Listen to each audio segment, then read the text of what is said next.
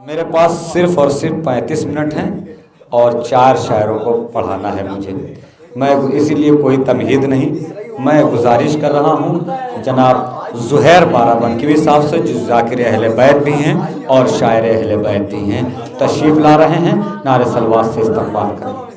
तुम कत्ल करके क्यों पसे दीवार हो गए, हम कत्ल हो के सुर्खिए अखबार हो गए।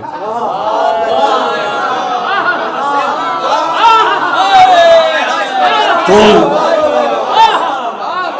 कत्ल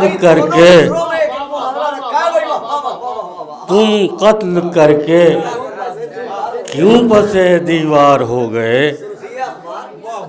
हम कत्ल हो के सुर्खिए अखबार हो गए।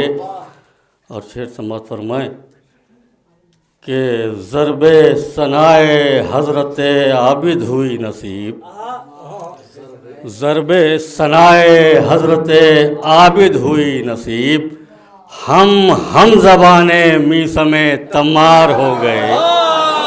ज़रबे सनाए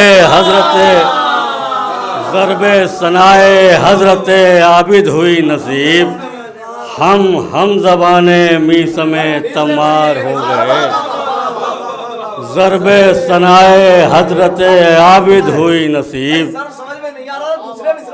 ज़रबे सनाए हज़रत आबिद हुई नसीब, हम ज़बाने मीसमे तमार हो गए।